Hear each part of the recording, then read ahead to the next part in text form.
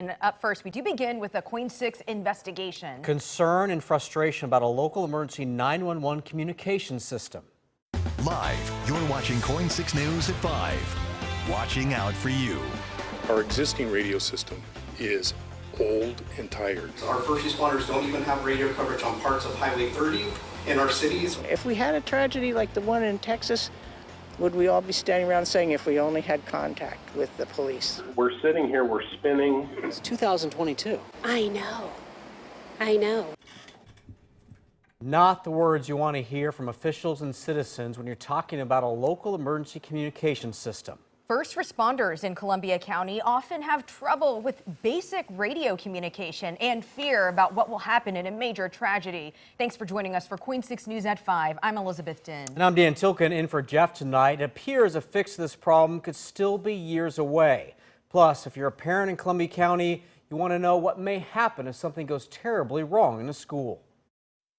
Now that I live in a small town, I love it. Casey and Whitney Kilker are excited to have a daughter who just started first grade in Columbia County, but concerned to just learn her school may be in a partial dead zone for police and firefighters to communicate by radio. Absurd, and I think the community just isn't aware of it because it's not something that you would ever think would happen in 2022. Having such outdated technology. The Columbia 911 Communications District hired a consultant to evaluate its deteriorating system. In that report, it generated maps of radio communications coverage. The consultant's computer modeling shows areas covered in green are where police and firefighters should be able to consistently communicate with each other by radio inside buildings. Over and over, you will see schools in Columbia County not covered by green. And the maps get more concerning. There's also one showing yellow. That's where radio coverage should be good outside of schools. You can see over and over, school after school, there are spots not covered in yellow, where the consultant said signals could be weak. Signals that sound like this. The static examples were recorded by Scappoose City Councilman Tyler Miller. This is what I'm talking about the brighter green. Miller recently pointed out the coverage gaps to the Columbia 911 Communications District Board, but he has also been a longtime critic of the agency and their equipment that's now over 20 years old. We cannot afford to have our children's safety at risk when an emergency unfolds in any of the schools throughout Columbia County that lack public safety radio system coverage on the outside of the school or inside the school building. Members of the board agree the radio communications equipment needs to be replaced. Listen to what Rob Anderson, who's also a Scappoose firefighter, said at the March meeting. I currently have no faith in our current radio system. It's like last week I'm standing at Highway 30 in Havelock in the middle of the intersection because there's a car wreck. And I cannot talk to dispatch with a portable radio. The problem is years old. The 911 technical manager wrote back in 2015, "It is difficult to hear that our radio system seems to get worse and worse every day. I am not trying to be snarky. I honestly feel helpless to explain or even understand myself why the radio system seems to be failing where it hasn't before." All these years later, an advisory committee is still trying to pick the system that's best for the county's mountainous terrain and pick one they think voters will pay for.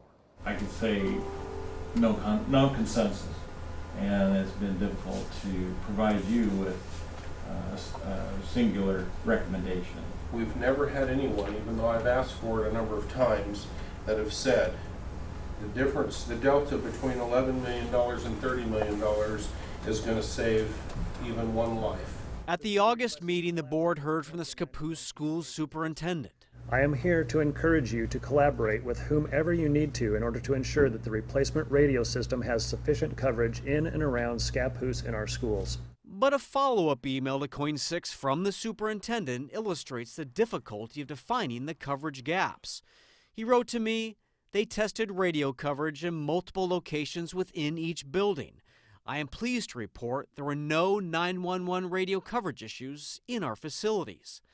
The superintendent of the St. Helens schools emailed, We are reaching out to the fire marshal to have him test in our buildings, as there has been a growing concern within the community. But noted, the new middle school does have a system to retransmit police and fire radios inside the building. I have a feeling parents are going to be horrified when they hear that there's little radio coverage around some of the schools in the county. Yeah, that's a valid concern. But how valid is the question? Scappoose High School, west side, Old North Side. Otto Peterson, North Campus. Yesterday, Mike Fletcher and the district's radio system vendor did tests. Radio service test, dispatch, how do you read? How do I read? How do I read? Dispatch copies at 10:06 hours. Fletcher says they had 100% success outside each Scappoose school using the aging system. Why does the can keep getting kicked down the road? I think out of an abundance of caution of making the right decision. These are grossly expensive systems, tens of millions of dollars. And just my take is that the board doesn't want to make a mistake in choosing the wrong system. Meaning a new system is probably still several years away. Your family's safety depend on it, their family's safety depend on it, and all of our first responders' safety depend on it. This is not a complicated issue. This is not a political issue. Okay, we have a recent example of how it affects law enforcement in the field. So you're looking at video back in March. The Columbia County Sheriff himself says he went into a disturbance call at a Scappoose towing company called Grumpy's without key information. The armed suspect was wanted for murder. Come back. Shots fired, shots fired. Drop it! Drop it! So the sheriff shot and killed the man after a 2-minute gunfight.